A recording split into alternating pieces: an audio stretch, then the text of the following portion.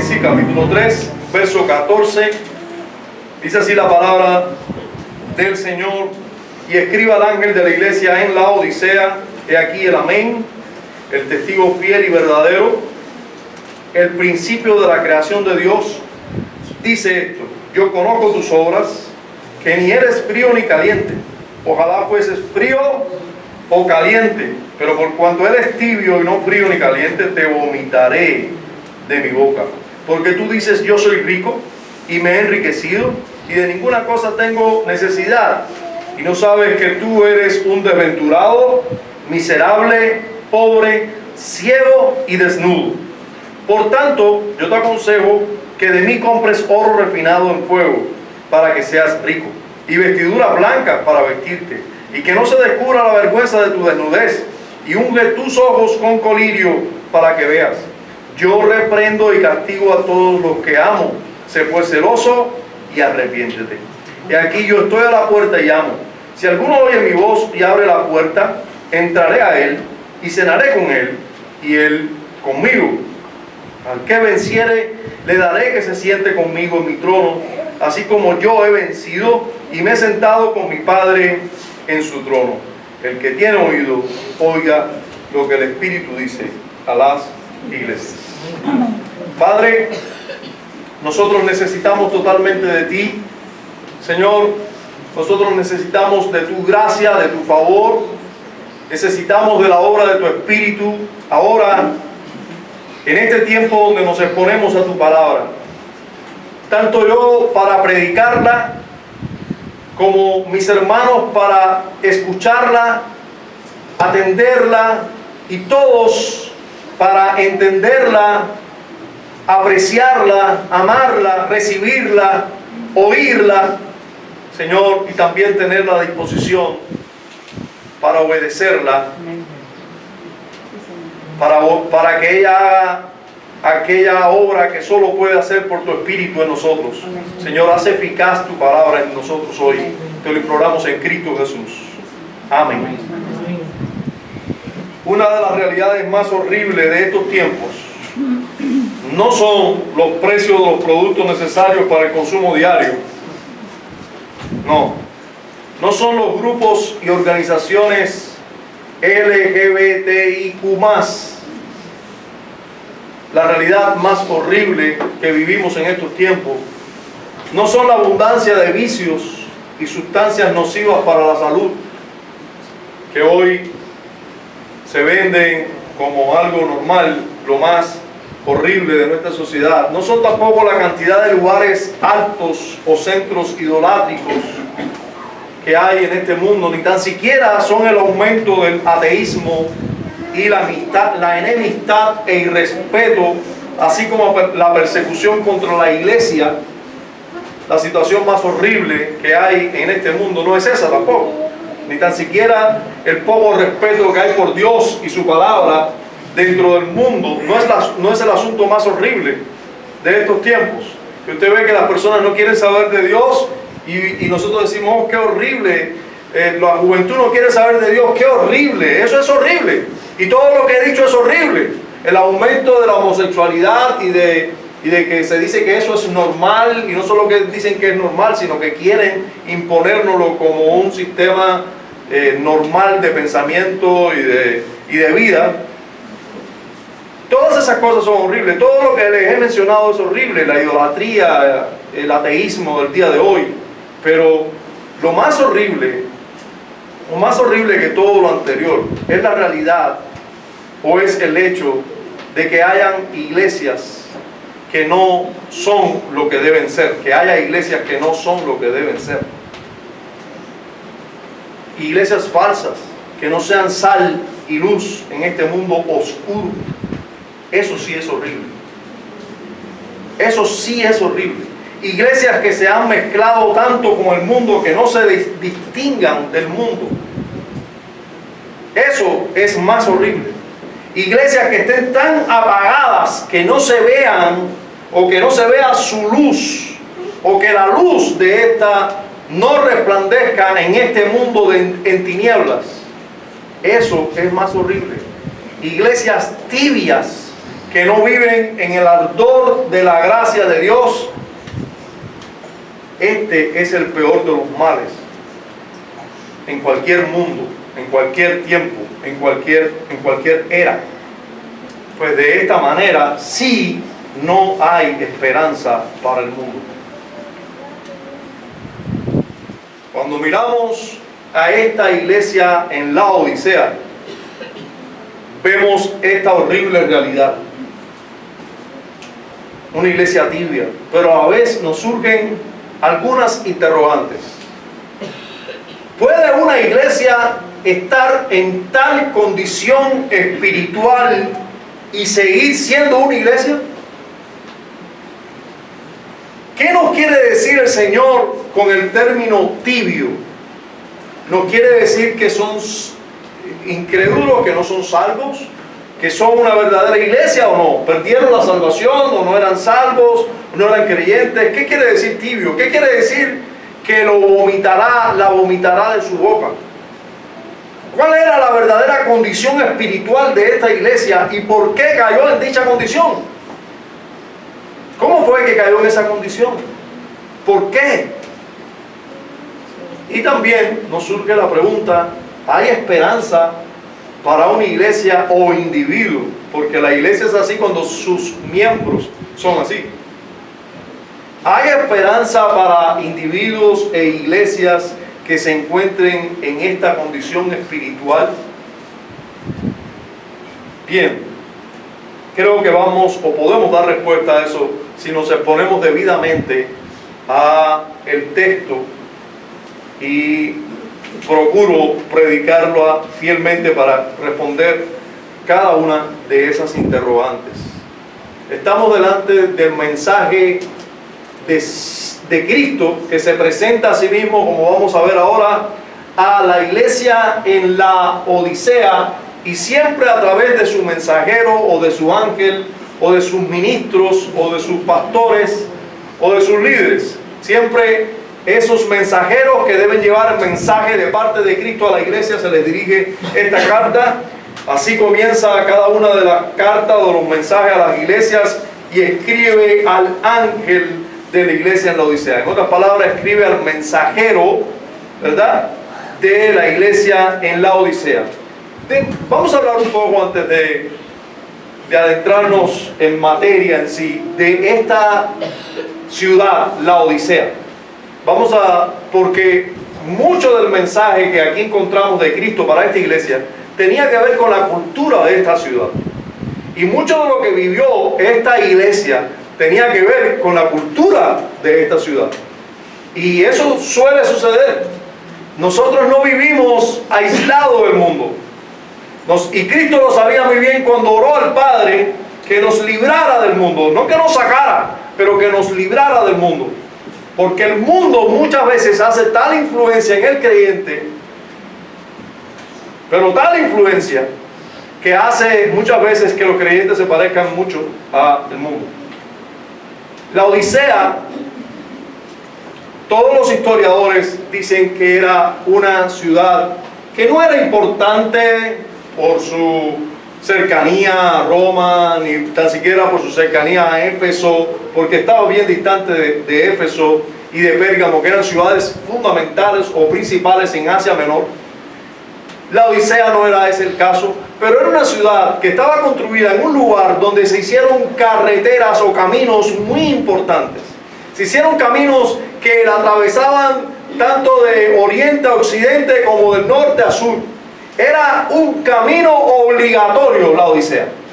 Si ustedes se fijan en los viajes misioneros de Pablo, donde tenemos en los mapas detrás de cada una de las Biblias, vamos a encontrar que Pablo pasó por la Odisea. De hecho, se cree que participó en la fundación de esta iglesia, y comencemos a aprender que el hecho de tener grandes privilegios, como que sea Pablo o algún colaborador suyo, el plantador de nuestra iglesia, tener grandes privilegios no quiere decir, no nos garantiza una iglesia sana, saludable y muy bendecida. Puede una iglesia tener muchos privilegios y no disfrutar de esos privilegios espirituales incluso. Bueno, pues allí estaba la Odisea, en un camino fundamental. Se cree que en la medida de que pasó el tiempo, la Odisea fue ganando renombre e importancia Tal es así, que se cree que era tal la prosperidad de las personas en la Odisea gracias al lugar donde estaba. Por eso alguien que estudia marketing dijo muy correctamente que si usted iba a montar un negocio, lo principal era el lugar donde iba a montar ese negocio. Sí, a nadie se le ocurra montar un negocio de vender agua en medio de un oasis, porque ahí el agua todo el mundo la tiene gratis. Pero si usted vende agua o hielo en medio del desierto, pues está seguro que va a tener un gran negocio, siempre y cuando pasen personas por allí, por supuesto. Pero el lugar es muy importante, pues allí está la Odisea, en un lugar tan importante, necesario para que todos pasen, que esta ciudad se convirtió en un centro comercial. Prácticamente de todo se comercializaba. Una de las cosas que se comercializaba era la lana, la piel de las ovejas, y fue famosa por eso. Pero también se hacía dinero por casi cualquier cosa. Todo allí se vendía. Y la prosperidad material era asegurada solo de vivir en esta ciudad.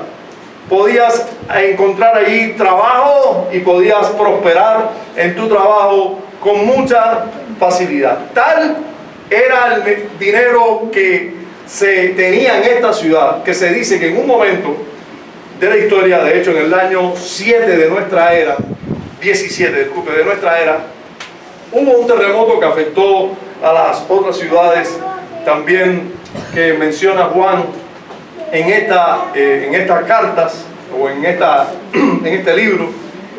Afectó a casi cada una de las ciudades ese terremoto en el año 17, y algunas de estas ciudades los emperadores romanos, para ayudarlas a que se volvieran a reconstruir después de esos terremotos, los romanos, el imperio romano lo que hizo fue decirle: miren, no me den las cuotas que ustedes tienen que dar, los impuestos que tienen que dar, no me los den por un tiempo para que puedan reponerse. Y así las ayudaban. Y sin embargo, la Odisea dijo: no, nosotros te podemos seguir pagando los impuestos y nosotros podemos reconstruir la ciudad porque tenemos dinero para ello. O sea, era una ciudad próspera y no necesitaba ayuda de nadie para volver a reconstruir la ciudad. Se cuenta esto de esta ciudad. Entonces, esta ciudad tenía algunas cosas peculiares que yo quiero mencionarles. Una de esas cosas es que el agua que tenía no era el agua de su acueducto, no era de ella, sino que venía de Hierápolis, donde habían manantiales, pero no eran subterráneos, sino externos, y por lo tanto eran como cuencas, y se calentaban mucho en Hierápolis, y el agua de la Odisea tenía que venir de Hierápolis por canales también que venían expuestos a la luz solar, y cuando llegaban a la ciudad, ese era el agua que tenían para beber, para hacer todas las cosas. Pero el agua, si tú la tomabas directo del acueducto, directo a donde llegaba, era un agua tibia. Debías poner a reposar esa agua, debías ponerla en un lugar fresco para que se refrescara, para poderla tomar, porque era un agua tibia, muy desagradable para tomar. Algunos médicos dicen que una de las mejores maneras de provocar el vómito es darle a la persona agua tibia a beber. Y ustedes saben que hay una referencia aquí a te vomitaré de mi boca porque eres tibio. Bueno, eso todos los de la Odisea lo entendían muy bien, que era estar tibio, o sea, tomar agua tibia, lo entendían muy bien. Entonces tenemos aquí estas peculiaridades de la ciudad. Si yo recuerdo alguna otra que tenga que ver con el texto, se los voy a recordar porque hay muchas otras y no quise tomar nota de cada una de ellas, pero a su debido tiempo lo hablaremos. Quería solamente decirles lo de hasta aquí dicho. Vamos entonces a adentrarnos en las partes de nuestra predicación, que más bien son la presentación del autor del mensaje, como siempre. Primero el autor se presenta y luego encontramos las partes del mensaje propiamente. Y en esta presentación del mensajero, el mensajero se presenta como el amén. El amén se presenta también como el testigo fiel y verdadero, y se presenta como el principio de la creación de Dios. Pero, ¿cómo es eso de que el amén es quien le escribe?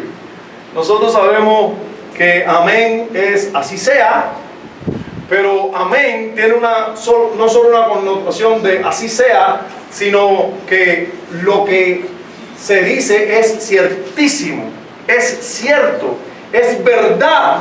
Nosotros cuando decimos amén estamos diciendo verdad, así es. Y eso precisamente es la idea que nos está queriendo decir Cristo, como se presenta a sí mismo como el amén. La palabra que se usa para amén era mostrando confirmación, seguridad, verdad.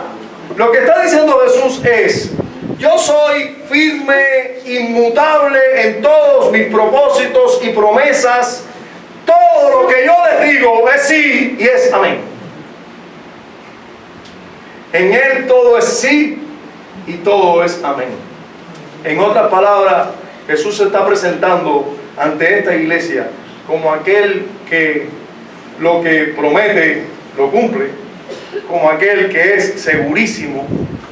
Y todas las cosas en este mundo, hermano, todas las cosas de este mundo son inseguras, pero lo que Cristo dice, asegura o promete, es segurísimo.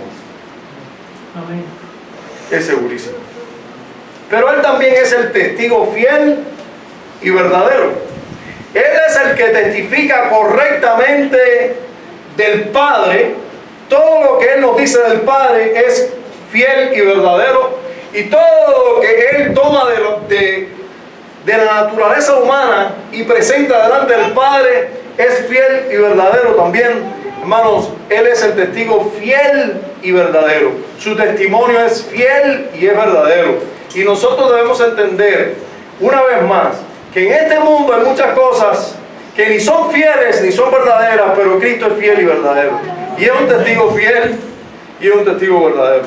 Y ese es el que se presenta delante de esta iglesia, diciéndole: lo que yo les testifico, lo que yo les reclamo a ustedes, es una reclamación fidedigna y verdadera.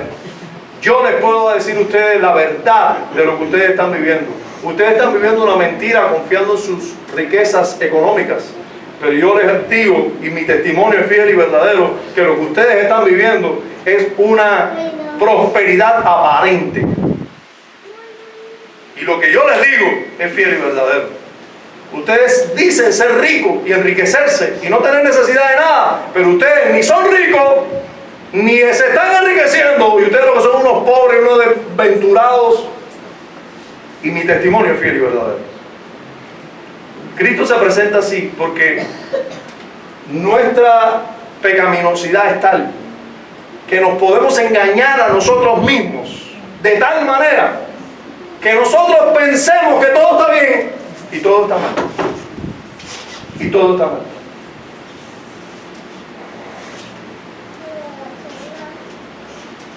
Esta semana conocimos a una persona orgullosa, a una persona de esa que se cree, como decimos nosotros, que tiene a Dios tomado por la barba. Y es una persona que en esta nación tiene poder.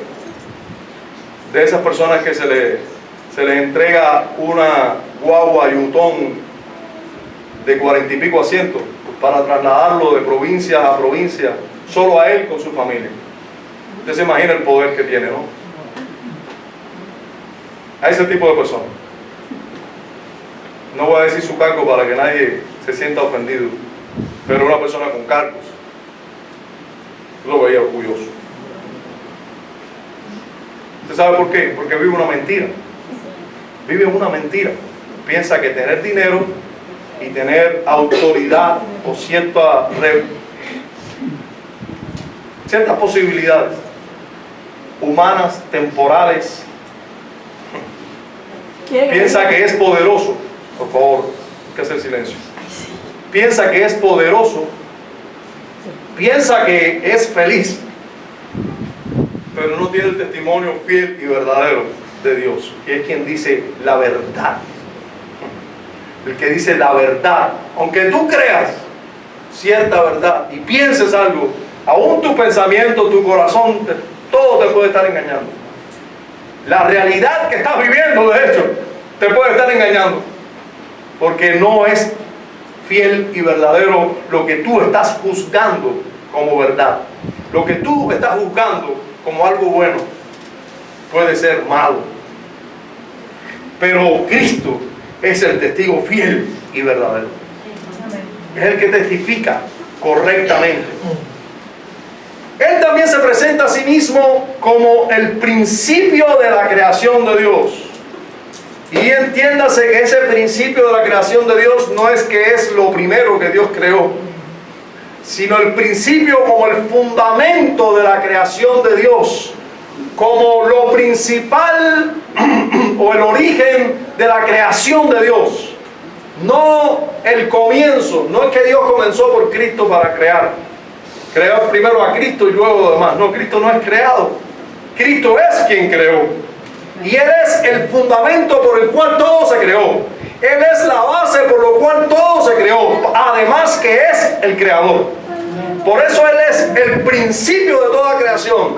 Él es el comienzo de toda creación. Él es el porqué de toda creación. Porque en Él somos.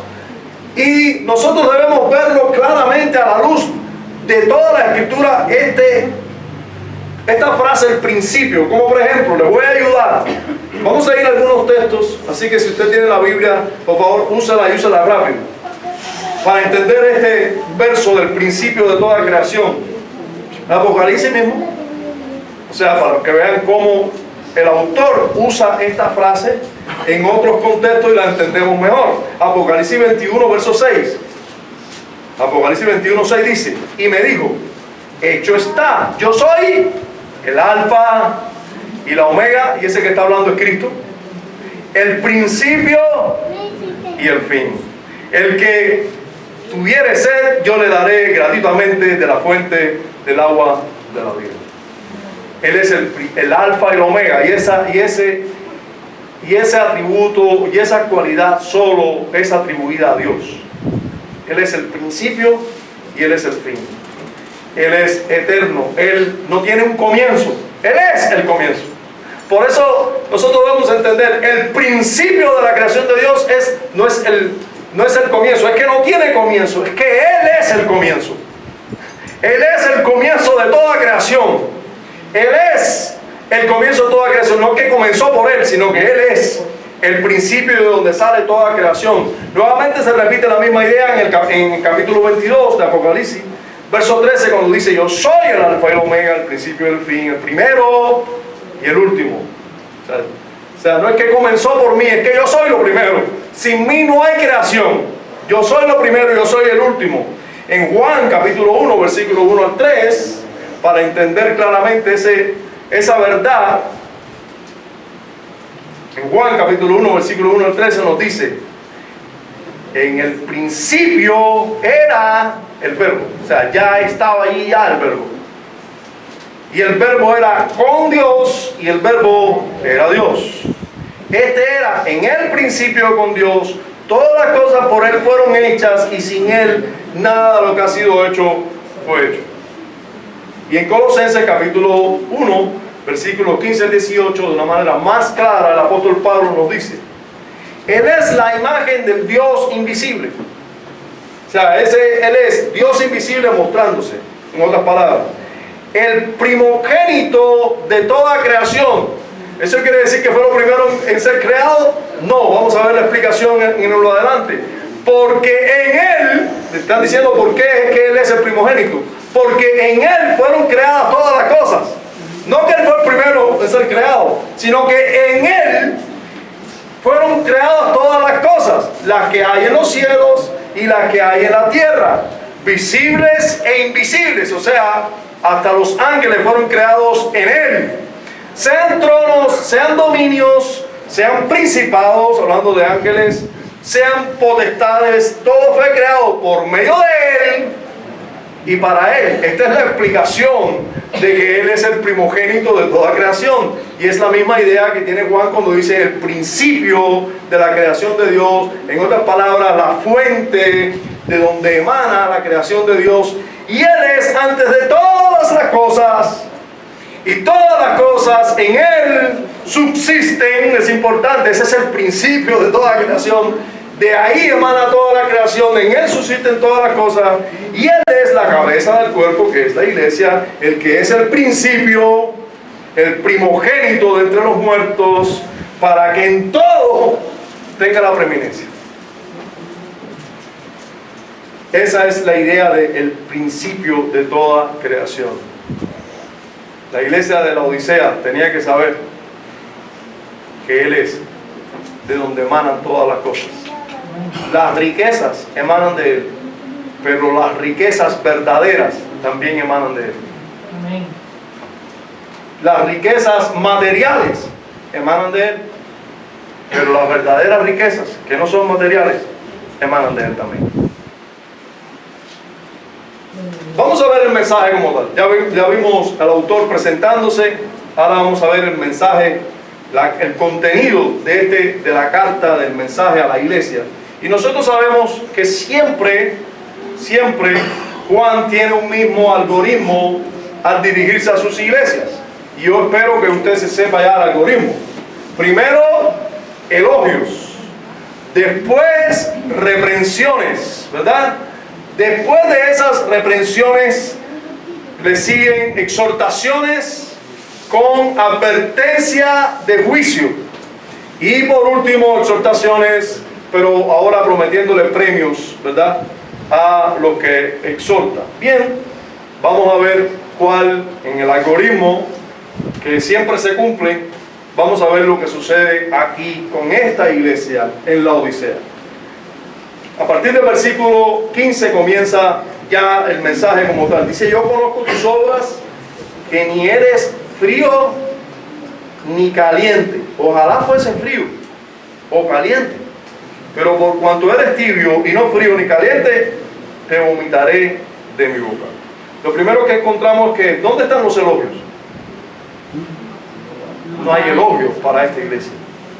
Ahora, es importante que nosotros tengamos en mente algo que nos va a sacar de algunas dudas.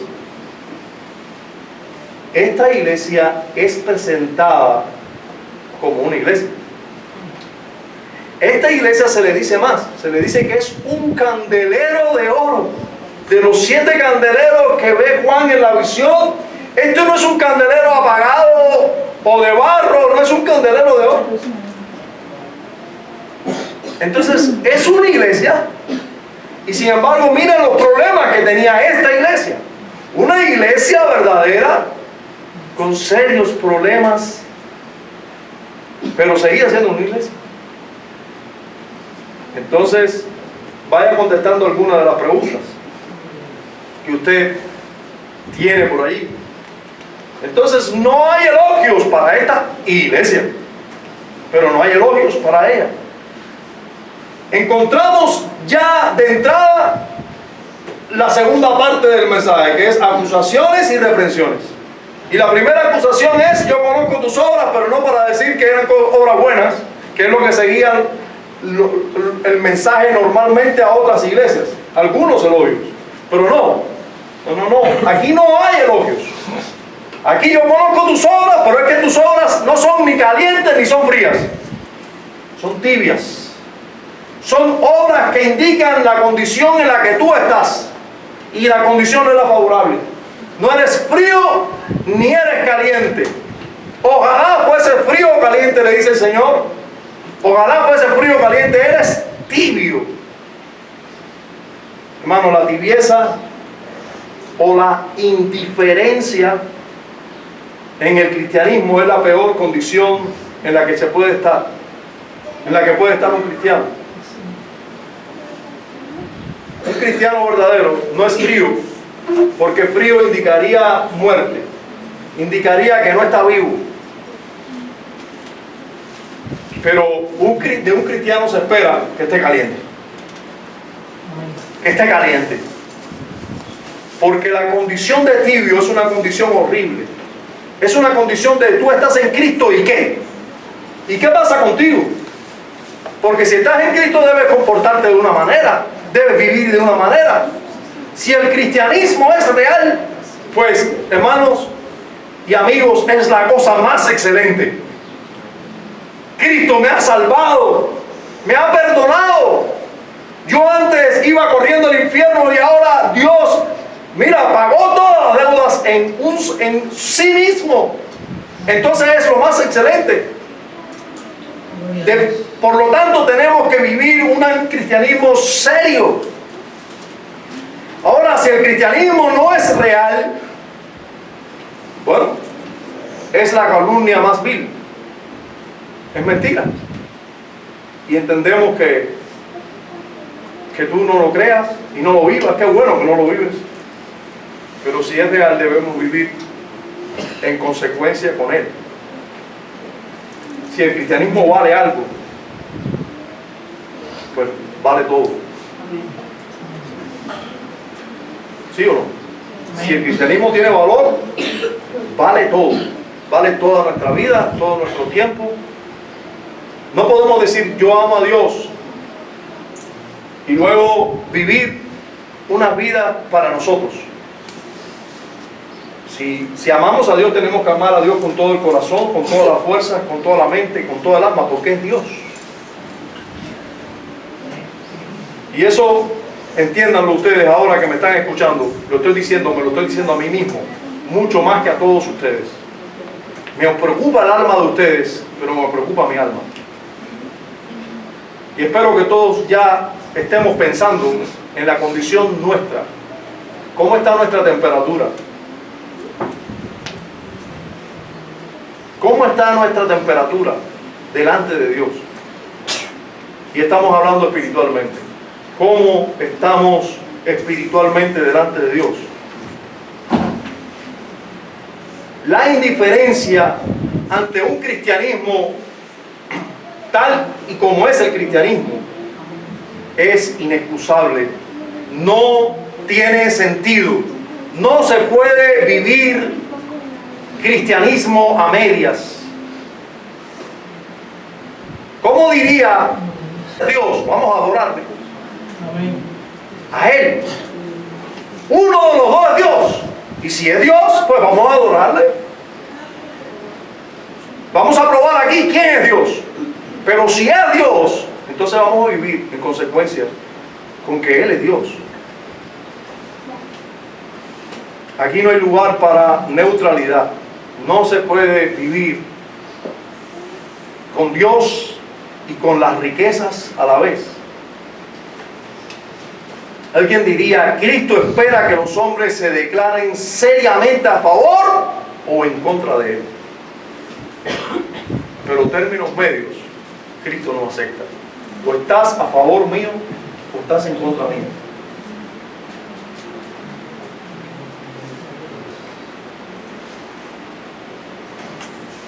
Fíjense cómo el Señor aborrece esa tibieza. Aborrece al punto de decir, te vomitaré de mi boca. Y ellos entendían lo que era el agua tibia, como ya les dije. Ellos entendían lo que es aborrecer algo tibio, porque tenían eso todo el tiempo consigo. El agua que llegaba a su alcance era agua tibia, que lo único que daba deseo era de vomitar. Tenía tal temperatura el agua que no era un agua caliente que uno se la puede tomar como si fuera un té. No. Era un agua caliente, pero tibia, aborrecible por el estómago. El Señor usa eso mismo para decirle, ustedes también son así. Ustedes son creyentes que deberían estar bien calientes y resulta que ustedes están tibios.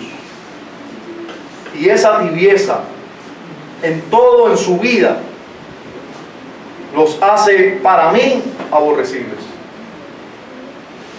Ahora, miremos juntos cómo también estas personas son reprendidas por el juicio equivocado que tienen de sí mismos. Sí, ellos estaban equivocaditos sobre lo que ellos, en la condición en la que ellos estaban. Miren lo que decían. Porque tú dices, yo soy rico y me he enriquecido. O sea, voy a seguir para adelante enriqueciéndome también. Y de ninguna cosa tengo necesidad. Yo sé, eso es. ¿Cómo será esa condición, diremos nosotros los cubanos? ¿Cuándo podremos decir eso? Dirán los cubanos. ¿Es posible en este mundo decir eso? Para los cubanos quizás es difícil decir eso. Soy rico y me he enriquecido y me he enriquecido. Yo me he enriquecido. Yo, porque yo soy un salvaje trabajando, yo sí me busco el dinero. Me he enriquecido y de ninguna cosa tengo necesidad. ¿Podremos decir eso alguna vez? Bueno, hay naciones en el mundo, hay lugares en el mundo y hay muchas familias en el mundo que, aunque usted no lo crea, pueden decir eso. No tengo ninguna necesidad de nada. Yo me he enriquecido y tengo suficiente para seguirme enriqueciendo y lo he hecho yo con mis fuerzas. Sí, porque yo soy tal cosa y hago tal cosa, yo soy un salvaje. Y luego dice, de ninguna cosa tengo necesidad. Yo tengo de todo. Bueno, eso era lo que ellos creían. Esa era su apreciación de su condición. Y probablemente, dicen muchos comentaristas que probablemente ellos entendían que prosperidad económica era similitud a prosperidad espiritual. Usted sabe que así pensaban los judíos, ¿no? Muchos judíos pensaban así. Muchos judíos pensaban que los ricos tenían todo el favor de Dios. Por eso eran ricos. Porque Dios los estaba prosperando, porque Dios los favorecía. Y el hecho de ser rico ya... Y cuando Jesús dijo que los ricos, que era muy difícil entrar los ricos al reino de los cielos, todos se quedaron, ¿cómo? Si los ricos no entran al reino de los cielos, entonces sí estamos marcados, porque los ricos son los que Dios bendice y están así. Son ricos porque Dios los ha bendecido. Y de hecho no tienen ningún pecado. Mira, todo les sale bien, son ricos. Bueno, estos quizás pensaban así, tenían una doctrina similar. Yo soy rico, enriquecido, no tengo ninguna necesidad y por lo tanto estoy bien espiritualmente delante de Dios. Porque todo me sale bien. Pero esa doctrina tiene errores cuando tú piensas así. Hay errores ahí importantes. Porque hay muchos ricos que no tienen, que esa riqueza no quiere decir que estén bien con Dios. Para no decir que todos los ricos, porque tampoco debemos decir eso. Porque hubo ricos que sí contaron con el favor de Dios, o que cuentan con el favor de Dios. Y a pesar de sus riquezas, no tienen su mirada puesta en sus riquezas, sino en Dios. Así que no necesariamente un rico, ni es porque sea rico alguien que está con el favor de Dios, ni es alguien que está en contra, o sea, que Dios esté en contra de él por ser rico. Porque el problema, recuerden, no es el dinero ni la riqueza, sino dónde está tu corazón puesto. Ahora, notemos esto. Esto es lo que ellos pensaban de sí mismos. Eso es lo que ellos pensaban, la idea que ellos tenían de sí mismos. Pero, ¿cuál era la verdadera condición en la que estaban ellos? Jesús se lo dice. El testigo fiel y verdadero les digo, pero tú no sabes nada de lo que tú eres. Tú no tienes una apreciación correcta. Pues no sabes que tú eres un desventurado, un miserable, un pobre, un ciego y desnudo. Imagínate una persona que tenía ropa, no tengo necesidad de nada, tenía ropa. Miserable yo, y tengo de todo ahí.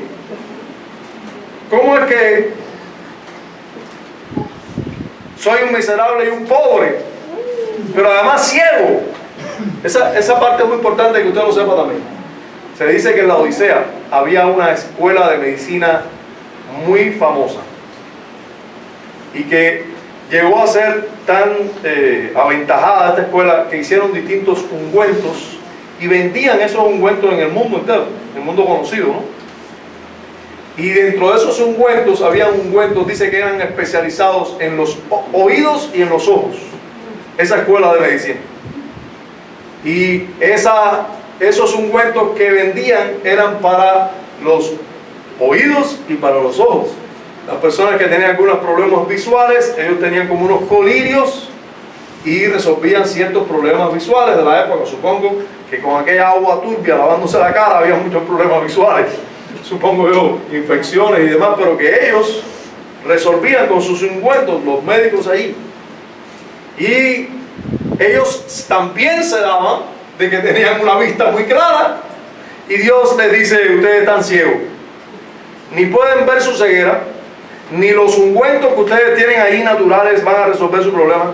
Ustedes son unos desventurados, pobres, y que no están viendo realmente su condición, la condición en la que ustedes están verdaderamente. Ahora, obsérvese aquí, ¿qué diferencia había entre los pensamientos que ellos tenían de sí mismos y los pensamientos que Cristo tenía de ellos? Miren la diferencia abismal. Ellos consideraban una cosa y Cristo consideraba otra cosa. Es importante que cada uno de nosotros piense por un momento que lo importante no es lo que tú piensas de ti mismo, sino lo que Cristo piensa de ti. Amén. Y es importante ahora que nosotros meditemos en el hecho de qué piensa Cristo de mí. Ahora mismo, ¿qué está pensando Cristo de mí?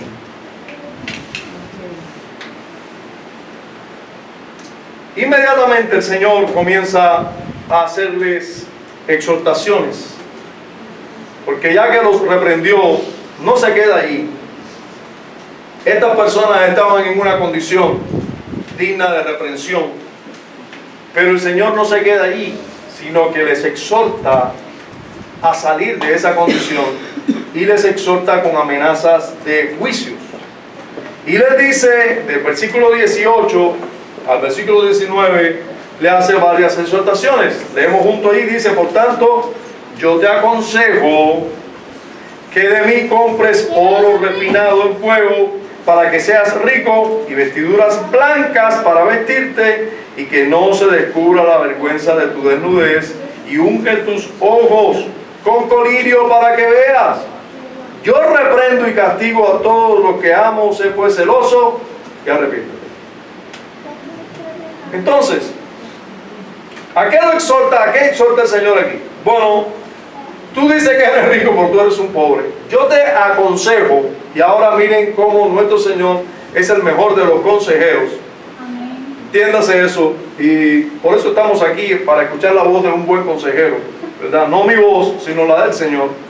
Nuestro Señor Jesucristo continúa dando buenos consejos, incluso a aquellos que han echado sus consejos a sus espaldas, porque estamos hablando de una iglesia. Hermano, no es esta sociedad y este mundo los que peor están. Los que peores están son aquellos que escuchan la palabra de Dios constantemente y sin embargo viven como el mundo. Pero bendito sea Dios, que a pesar de que nos ha hablado muchas veces, nos sigue hablando. Amén. Esta iglesia vivía como el resto de los ciudadanos en la Odisea. Yo tengo de todo, yo soy rico y no tengo necesidad de nada. Pero eso está bien para el mundo, pero lo que la iglesia vive así. A esa iglesia le dice: ustedes no saben la condición en la que ustedes están. Ustedes son pobres, ¿no? Y déjenme aconsejarles una vez más. Pues así comienza: por tanto, yo te aconsejo. Y el Señor se pone como consejero una vez más, a pesar de que ha dado su consejo muchas veces. Nuevamente les aconseja y les dice la condición en la que están y les dice cómo puede salir de ahí. Ahora, notemos cómo la condición de los pecadores nunca es desesperada mientras gozan de los bondadosos llamamientos y consejos de Cristo. Mientras usted está aquí, y usted está escuchando los consejos de Cristo, su condición todavía puede resolverse. Usted está a tiempo. Sí, usted está aquí, usted está a tiempo. Está en un tiempo de gracia. Ahora usted entienda que usted está aquí, pero hay millones que están ya en el infierno. A lo mejor sus abuelos o sus padres o sus tíos o sus amigos que ya murieron están ahora mismo en el infierno. Y usted está en una condición todavía en ventaja. Usted y yo estamos en ventaja con todos estos semejantes nuestros, seres queridos incluso, que quizás ahora mismo están en el infierno. Nosotros todavía estamos oyendo el consejo del mejor de los consejeros. Nuestro bendito Señor, el consejero, siempre da el mejor consejo. Y Él, que es el más adecuado para aconsejar a pecadores, es quien nos aconseja aquí. En primer lugar, se nos aconseja o se les aconseja a ellos y también a nosotros dónde pueden obtener lo que necesitan. ¿Dónde podemos obtener esa riqueza, ese oro fino, purísimo? ¿Dónde podemos obtenerlo? Fíjense cómo dice el Señor: yo te aconsejo que de mí, compres oro refinado en fuego. Hermano, note que no tenemos que ir a ningún territorio lejano. Muchas veces la solución en nuestra vida está tan cerca. No tenemos que salir a buscarlo a ningún lado. ¿Usted recuerda lo que le pasó a Naamán el sirio? Naamán, ese general del ejército sirio que era leproso, era un hombre que tenía de todo, pero tenía lepra. Y como tenía lepra, para no hacer la historia completa, usted sabe que tuvo que parar en Israel viendo a un profeta, por consejo de una joven y demás. Y cuando llegó allí, él pensó que el profeta le iba a decir: mira, ve y haz esto y aquello y busca tal ungüento en tal lugar lejano del mundo y úntatelo no sé cuántas veces al día, y cuando estés 10 años haciendo ese tratamiento ya resolviste tu problema, y voy a orar por ti y hacerte 10.000 conjuros. Y hay que estar mucho tiempo aquí arrodillado, ir de aquí al rincón arrodillado. No hay que hacer nada de eso. Ven y compra de mí oro purísimo. Y Cristo está al alcance de todos nosotros, hermano. Mirad a mí, dice. Él está ahí, a la vista. No hay que hacer grandes sacrificios. Muchas veces. Naamán el sirio pensó que le iban a hacer todo un ritual raro, largo, y él tenía que hacer muchas cosas. Pero ¿qué le dijo el profeta? Ni salió a atenderlo. Porque eso es lo que pasa muchas veces. Llegamos a la iglesia y pensamos que nosotros somos los importantes en la iglesia. Llegué yo, aquí estoy, soy fulanito. No, tú no eres el importante aquí, lo importante aquí es Dios. Nosotros venimos todos aquí a adorar a Dios. No, porque yo fui a la iglesia y no me saludaron, me atendieron así. ¿Y qué? ¿Y qué? ¿A quién tú saludaste? ¿Saludaste a todo el mundo? Bien hecho. Bien hecho. No es a quién te saludó. Saluda tú. Pero además, ¿a qué tú fuiste? ¿A que te saludaran? ¿O a adorar a Dios? Aquí el importante es Dios. Aquí el importante es Dios. Y nosotros venimos a adorarlo a Él. ¿Qué pensó Naamán? Me iban a recibir, me van a recibir, yo soy general sirio. Y el profeta, por supuesto, guiado por Dios, ni salió a recibirlo. Dile a Naamán que se zambulla 7 veces en el río Jordán, y hecho. Qué ofensa para un general sirio. ¿Cuántos ríos excelentes, cristalinos, no hay en Siria para venir aquí al río Jordán? Bueno, les sugiero que estudien sobre el río Jordán para que ustedes vean que no es un río muy cristalino ni limpio. No hay mejores ríos allá. Tuvo que venir un hombre que aprendemos de cualquiera y decirle: a ver, mi general, a ver, ya nada más se iba a ir y no iba a hacer nada. Pero a ver, mi general, si te hubiera pedido algo difícil, no lo hubieras hecho. No lo hubieras hecho, claro. Lo que te dijeron fue que fuera el río Jordán y te sumergiera. Ya, hazlo. Entonces, nada difícil te pide el Señor. Ven y compra de mí. Gloria a Dios. Es tan sencillo, pero se hace tan imposible para aquel que está en rebeldía y que no juzga las cosas según es en verdad, es amén. Según nos dice el testigo fiel y verdadero, es tan cerca la solución. Ven y compra de mí. El lugar es en la persona de Cristo. Ir a Él. Ir a Él. Y comprar en Él verdaderos tesoros. Porque los tesoros de este mundo, hermano, hoy están y mañana no están. Pueden acabarse en un día. Todos tus tesoros. Pero en Cristo tenemos tesoros verdaderos y eternos. Amén. Ven a mí, dice, y compra de mí. Te aconsejo que de mí compres oro refinado en fuego. Y por supuesto que nosotros sabemos que no hay nada, no podemos pagar nada y que todo lo que recibimos de Cristo es de gracia y que no podemos pagar nada por ello, pero tenemos que dejar cosas e ir en busca de Él. Tenemos que reconocer nuestras necesidades e ir a Cristo y mirar a Cristo con fe para recibir de Él, para comprar de Él, sin dinero, mirando a Él, escudándonos en Él. Así compramos. Y la advertencia: tú eres pobre y para que seas rico tienes que venir a mí. Tienes que venir a mí. Pero también se le dice: compra vestiduras blancas, también del Señor. Dice: para que seas rico, y vestiduras blancas para vestirte, y que no se descubra la vergüenza de tu desnudez. Hermano, es una vestidura blanca porque cubre la desnudez de nuestro pecado y nos viste de virtud, nos viste de santidad y nos viste de gozo en el Señor. Esas vestiduras blancas,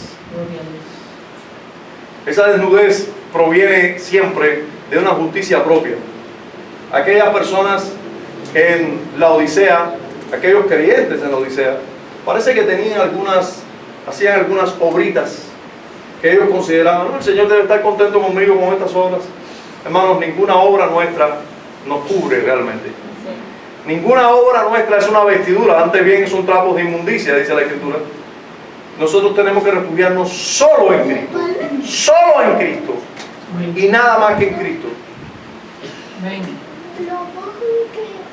Yo no sé quién de ustedes tiene más obras para el Señor, pero que usted está considerándola como obras. Todas las que ustedes consideren como obras ya comienzan a ser una inmundicia.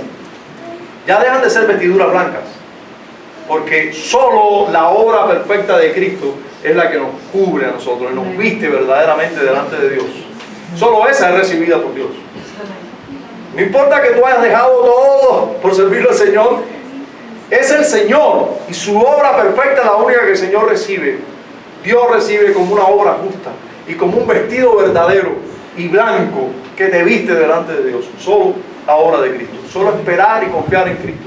Ninguna de tus obras añade ningún mérito a tu vida. Tú eres un desvendido. Tú delante de Dios estás desnudo y avergonzado si no confías solo en la obra perfecta de Cristo. Por eso es de Cristo que podemos comprar vestiduras blancas. Solo de Él podemos comprar vestiduras blancas. ¿Qué es lo que haces tú? No sé, pero cualquier cosa que tú estés considerando como una obra importante en tu vida, eso te desviste más que vestirte. Te desviste. Entonces tenemos que comprar vestiduras blancas solo de Cristo, de su justicia, de su obra perfecta hecha delante de Dios. Esas son las vestiduras que el Padre recibe y que realmente son vestiduras blancas para nosotros. Solo esas. Ahora, también se les dice, y unge tus ojos con colirio para que veas. Unge tus ojos con colirio para que veas. Esa es la exhortación, para que veas. Miren lo que dice John Gill de esto. Por esto se entiende la palabra de Dios, el ungüento para los ojos. Dice, por esto se entiende la palabra de Dios, particularmente el Evangelio. Y ungir con ella es hacer uso de ella para obtener luz y conocimiento. Sin esta revelación divina todos están en tinieblas. Y los que rechazan su autoridad se extravían. Las Escrituras son el único directorio y regla de fe y práctica. La ley es un medio de iluminar a las personas para que vean su pecado y su miseria y el peligro en que se encuentran. Y el Evangelio es la luz, es una luz por medio de la cual se contempla la gloria de Cristo, de su persona y oficio, de su gracia y justicia y de la salvación por Él. Y este es el Evangelio de Cristo. Sí, indudablemente, constantemente, todo creyente verdadero debe estar mirando las Escrituras constantemente. ¿Por qué? Y debe estar ungiendo sus ojos con las Escrituras, con el colirio de las Escrituras. ¿Por qué? Porque nosotros estamos en un mundo que lo que hace es traer oscuridad a nuestra vista, a nuestro corazón, y no nos hace ver las cosas como debemos verlas. Nosotros salimos a la calle, ¿y cuál es la conversación de todo el mundo? Oh, esto está difícil, oye, no me digas nada, que mira cómo está todo. ¿Qué cosa es eso? Nosotros estamos viendo las cosas como Dios las ve. Eso trae oscuridad a nuestros ojos. Nosotros tenemos que ver las Escrituras. En mi lectura diaria de las Escrituras, que no es excelente, yo no soy ejemplo de ninguno de ustedes para leyendo las Escrituras, porque a veces, aunque leo las Escrituras todos los días, no lo leo como yo creo que debo leerlas, debo leer mucho más. Pero en mi lectura diaria de las Escrituras, leyendo Lamentaciones en este tiempo, miro y recuerdo aquello que constantemente debo recordar. El lamento, la palabra del día de un cubano es: no es fácil. No es fácil esto, no es fácil lo otro. Y cómo está esto, y en qué estás, no, en la lucha, y esto no es fácil. Y fulano se fue, y Ciclano se fue, y Esperanceo se fue, y esto no sirve, y todo el mundo se va. ¿Y qué te hace ver esto? Bueno, no te hace ver lo que tienes que ver, y te hace mirar lo que no tienes que mirar. El profeta Jeremías estaba en un tiempo y vivió un tiempo donde el pueblo de Israel, el pueblo escogido por Dios, estaba viviendo los tiempos más difíciles de su vida. Si usted lee Lamentaciones, usted va a quedar horrorizado con la condición en la que vivió Israel en su tiempo por sus pecados. Por sus pecados.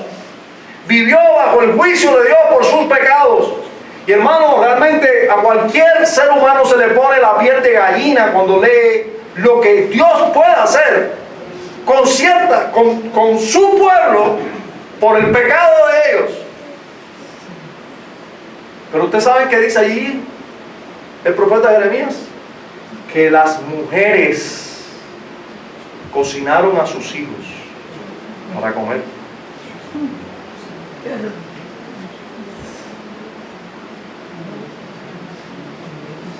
Que las personas no tenían agua para beber, no tenían nada. Y yo les pregunto a ustedes, ¿así está la condición en la que tú vives? ¿Sabe qué dijo Jeremías? Que no era motivo para lamentarse. Sí, digo eso. ¿Usted sabe qué dijo? Laméntase el hombre en su pecado. ¿En qué he de lamentarme? Déjame lamentarme y déjame recordarte que lo que tenemos que lamentarnos es en nuestros pecados. En eso tenemos que lamentarnos. De eso tenemos que lamentarnos. Entonces, cuando tú veas y hagas una factura de tu día, por favor no digas, porque no lo vas a poder decir: me lamento por vivir aquí, porque no tengo agua, porque no tengo comida, porque no tengo sustento y abrigo, porque no tengo techo. No lo vas a poder decir, porque tienes todas esas cosas.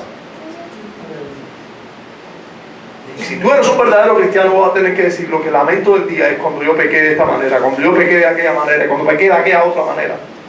Eso es lo que tienes que lamentar en el día. Y eso es lo que lleva a un verdadero lamento.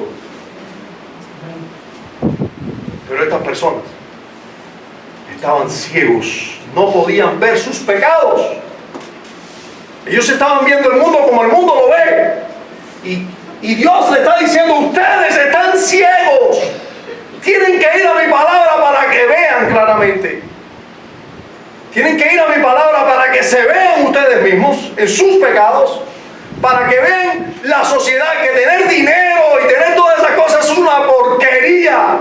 Y si tienes necesidades, aunque tengas todo el dinero del mundo, tienes necesidades, porque me necesitas a mí segundo a segundo. ¿Cómo vas a decir: yo no tengo necesidad de nada?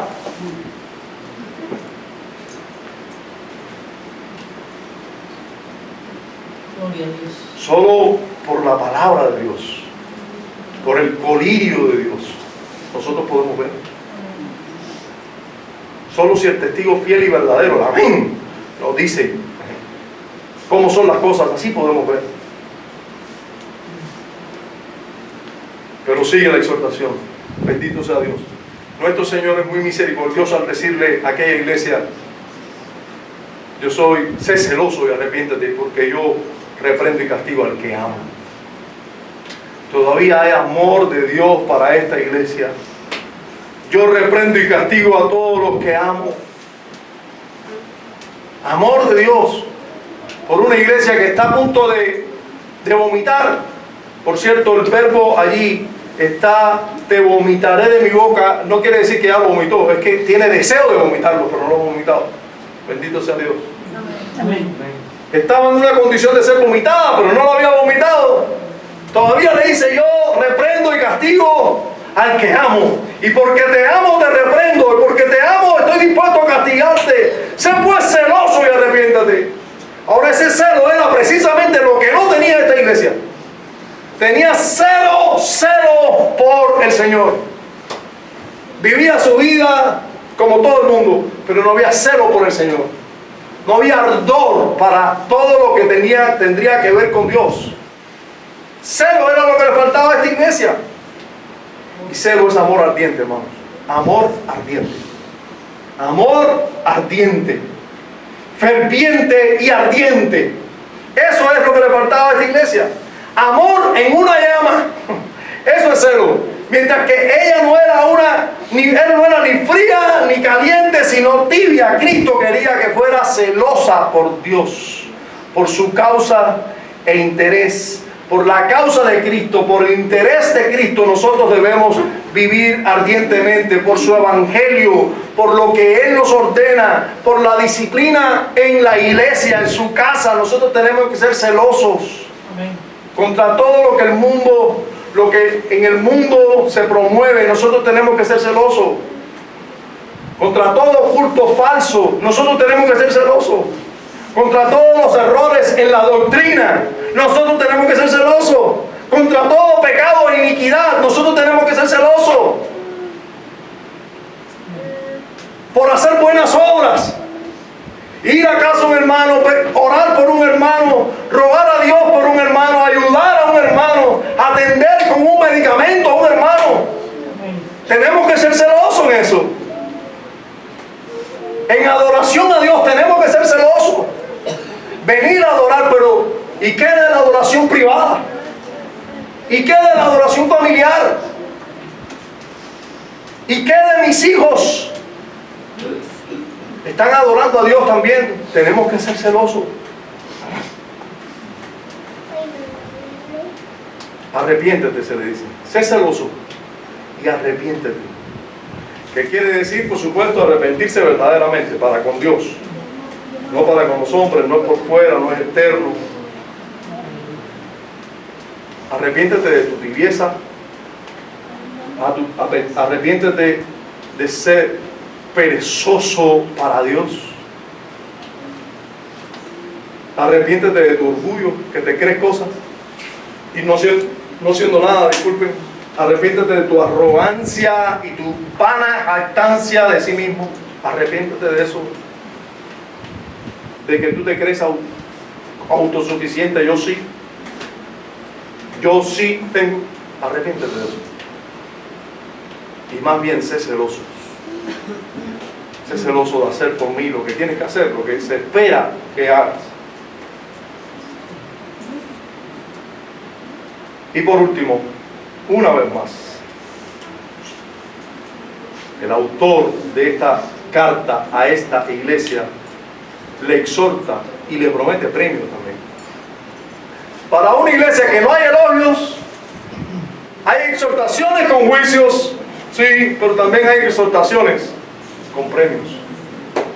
Para una iglesia donde realmente no se puede encontrar nada para elogiar. Fíjense cómo a esta iglesia se les dice, versículo 20, por favor vaya conmigo. He aquí yo estoy a la puerta y llamo. Si alguno oye mi voz y abre la puerta, entraré a él y cenaré con él, y él conmigo. El que venciere, le daré que se siente conmigo en mi trono, así como yo he vencido y me he sentado con mi Padre en su trono. El que tiene oído, oiga lo que el Espíritu dice a las iglesias. No puedo tomar mucho tiempo en esto, pero me encantaría tomarlo. El que venciere, se le dará de sentarse en el trono, junto con Cristo. Cristo resulta que también tuvo que vencer, también tuvo tentaciones que enfrentarse, también tuvo que recordarse diariamente que tenía que depender de Dios y orar. Él también venció. ¿Y dónde está Él? Sentado a la diestra del Padre. Y nos dice a todos los que venzamos que vamos a estar junto con Él, reinando también. Amén. Vamos a estar siempre con Él, donde Él esté, porque en Él estamos. Amén. Si tú vences en esta guerra, si eres consciente de que estás en una guerra, si eres consciente de eso, y peleas la guerra, probablemente venzas. Y si vences, vas a tener un premio. Vas a poder reinar luego. Pero no puedes esperar reinar aquí. No puedes estar aquí como un rey. Y ese es el problema de nosotros, que a veces pensamos que ya estamos en el reino. Y a disfrutar. Ay, ya terminé la cocina. Ahora voy a relajarme. ¿Y qué voy a hacer? Relajarme. Facebook. No, tú no estás en una fiesta, ni estás reinando. Tú estás en una guerra. Y si estás en una guerra, tú tienes que pelear cada minuto, cada segundo. Tienes que ser celoso. Si tú vences, entonces vas a reinar, pero tú no vas a reinar ahora. Y vas a reinar donde se puede reinar. Y con quien se puede reinar. No en un mundo donde ponerse a reinar y a bagacear es peligroso. Es peligroso porque el pecado está así, en todo lugar. Las hecho. En todo lugar. Pero antes de ese venciere hay un yo llamo a la puerta. Miren la exhortación. Si alguno oye mi voz y abre la puerta. Pero el estímulo y el premio es este. Yo estoy a la puerta y llamo. ¡Qué bendición! Saber que el Señor está a la puerta llamando cuando nosotros estamos siendo autosuficientes, creyéndonos que, estamos contemporizando con el mundo y el Señor está a la puerta llamando. A la puerta de nuestras vidas, a la puerta de nuestros corazones. Ahora, es importante, este verso, mirado en su contexto, no tiene nada que ver con los llamados evangelísticos que por ahí la gente hace, ¿verdad? Es a una iglesia que ya se supone que haya convertidos allí y que ya son personas regeneradas, aunque tengan vidas tibias, son personas regeneradas, que por cierto conocen al Señor. Son personas que ya conocen al Señor, que son ovejas que oyen su voz, ¿verdad? Porque son del Padre y se las ha dado, aunque están tibios. A esos tibios, a esos que andan en sus propias fuerzas y son autosuficientes y andan más con el mundo, demasiado con el mundo, el Señor les dice, yo estoy a la puerta y estoy llamando para tener comunión contigo. Qué glorioso. Y nosotros ahí en el mundo, Facebook, Instagram, no sé quién más, no sé quién más, o haciendo otras cosas. Porque algunos rápido dicen, ay, que claro, yo tengo todavía una cajita mentor de esa y yo no tengo ni internet. Ah, porque no tienes internet, no tienes pecado. No, si el pecado no vino con el internet. Solo estoy siendo un poco contemporáneo. Pero el pecado, por donde va tu mente, o tus labios, o tus miradas, tú lo sabes. Si no tenemos Facebook, tenemos otras cosas. Yo conozco personas que no tienen Facebook, tienen un portal y se sientan en el portal. O a lo mejor no salen al portal, se sientan dentro de la casa a hablar. ¿De quién? Pero siempre ocupados indebidamente, como si estuvieran reinando, estando todavía no reinando, sino en la pelea. Entonces, qué glorioso saber que aun cuando hay creyentes que están en esos caminos, el Señor está a la puerta tocando. Mira, mira lo que quiere el Señor: entrar y cenar con Él. Y esta persona con el Señor. En otras palabras, en este mundo antiguo, entrar a cenar contigo, ese era el mayor de los privilegios. Eso implicaba: yo quiero tener comunión y una relación estrecha contigo. No había el problema de que no había que darle a la persona que venía a comer. No, ese problema no había. Ese problema surge con el comunismo y otros sistemas estatales que quitan la posibilidad de nosotros producir. Nos quitan la posibilidad de producir. Por eso hay escasez, porque no se produce, no se premia la producción. Pero basta el ser humano, tú lo pones ahí, vivan ahí, y la gente va a producir. Y va a haber mercado, y va a haber cosas. Solo cuando hay uno arriba que dice, no, tú no puedes producir así. No, pero tú estás produciendo mucho, vas a hacer mucho dinero, no, ven acá. Eso, ahí es el problema, por eso hay escasez. Pero en este medio, aquí no había problema de producción. Aquí la gente tenía carne y huevo y lo que hubiera, había. Pero entrar una persona importante a cenar contigo, eso era glorioso. Eso quería hacer el Señor con cada uno de sus hijos. Yo estoy a la puerta llamando. Si alguno oye mi voz. Y para oír su voz, había que conocerlo. He escuchado a algunos autores decir que en la época, las puertas principales en una casa, todas las casas tenían, por supuesto, seguros, porque también había ladrones. Y todo el mundo no entraba, no era la puerta abierta para que todo el mundo entrara. Entonces cerraban las puertas. Pero las personas abrían las puertas no a cualquiera, sino a los conocidos. Y desde entonces se usa él. ¿Quién es? Soy yo. Y la voz era conocida. Si alguno, dice el Señor que él está a la puerta y llamando. Y si alguno oye su voz y conoce que es uno conocido y lo deja entrar, él va a entrar y cenar con él y él con esta persona. El Señor está a la puerta llamando de personas frías o personas tibias, mejor dicho, personas que no tienen celo por Él, que están viviendo mezclándose con el mundo. El Señor quiere venir y sacarte de esa condición y cenar contigo y tú con Él. Mi hermano amado, si tú estás en esa condición, todavía hay oportunidad para ti. Hay oportunidad para el Señor cenar contigo y tú con Él. Y gozar de una comunión gloriosa con el Señor. Yo quiero esa comunión gloriosa. No sé tú, yo la quiero. Si yo he estado un poquito tibio, Señor, yo quiero estar caliente. Yo quiero cenar contigo y tú conmigo todos los días de mi vida. Eso es lo que yo quiero. Hermano, si alguno tiene oído para oír, que oiga esto. Que oiga esto. Solo dos preguntas y termino. ¿Qué piensa Dios de tu condición espiritual? No qué piensas tú. ¿Qué piensa Dios de tu condición espiritual? ¿A qué temperatura estás según Dios? ¿Frío, tibio o caliente? ¿Cómo estás?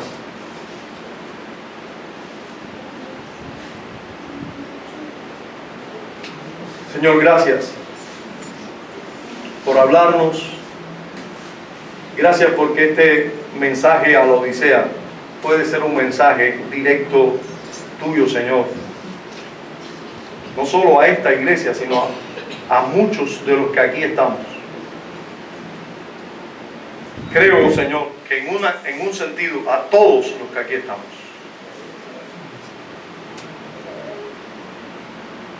Oh Señor, nosotros pedimos perdón por nuestra falta de celo por ti.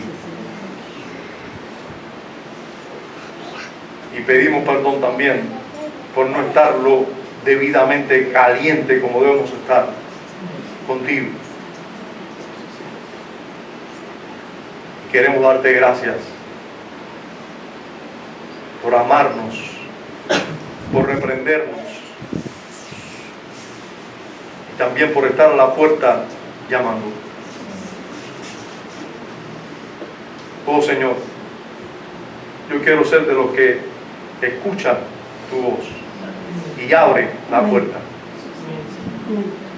Yo quiero ser de los que cenan contigo y tú con nosotros, Señor.